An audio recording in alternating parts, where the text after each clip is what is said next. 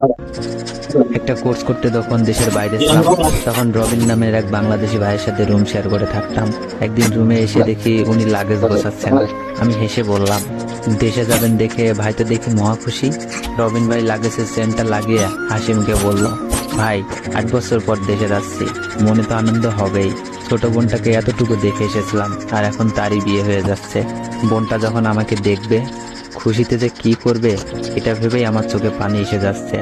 রবিন ভাই হাসি মুখে কথাগুলো বলছিল, অথচ আনন্দে ওনার চোখ জল জল করছিল। এমন সময় রবিন ভাইয়ের বাবা ফোনে ওনার কাছে জানতে চাইল, কি রে, শুনলাম তুই নাকি দেশে আসবি। রবিন ভাই হাসি মুখে ওনার বাবাকে জানালো, হ্যাঁ বাবা, আসবো। ছোট বোনের বিয়ে, বড় ভাই কি না এসে পারে? অপর প্রান্ত থেকে ওনার বাবা বললেন, তো শুধু শুধু এত টাকা খরচ করে আসতে হবে না, বিয়ে ঘরোয়া পরিবেশেই হবে। তাছাড়া নতুন জমি কিনেছি, টাকা পয়সার একটা বিষয় আছে না, তাই আসার দরকার নেই। বাবার সাথে কথা বলা শেষে রবিন ভাই জন্য ছোট বোনকে জিজ্ঞেস করলো, কিরে, তুইও কি চাস আমি তোর বিয়েতে না আসি? ছোট বোন বলল, এমনিতেই বাবা অনেক টাকা খরচ করেছে, 400 জন লোকের খাওয়ার ব্যবস্থা করেছে, গরু খাসি কিনে এনেছে। এই অবস্থায় তোমার এত টাকা খরচ করে দেশে আসতে হবে না। রবিন ভাই ফোনটা রেখে যখন লাগেজ থেকে কাপড়গুলো নামাচ্ছিল, তখন ওনাকে জিজ্ঞাসা করলাম, ভাই আপনি কি দেশে যাবেন না? চোখের জল মুছতে মুছতে রবিন ভাই বললেন, বাবা বিয়েতে আয়োজন করেছে 400 লোকের, আমি গেলে তো 401 জন হয়ে যাবে।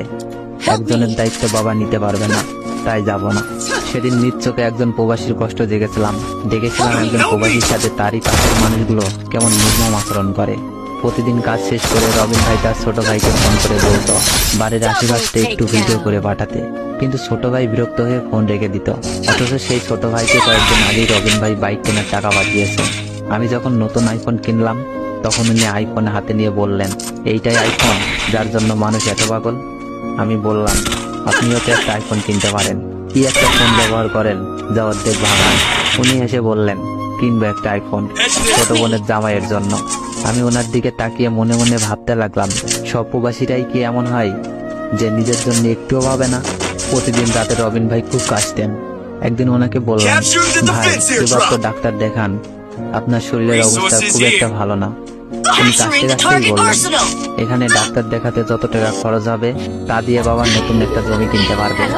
আমি রেগে বললাম, ভাই তাই বলে নিজের জন্য কিছুই করবেন না? উনি হেসে বললেন, কয়েকদিন পর ডাক্তার দেখাবো।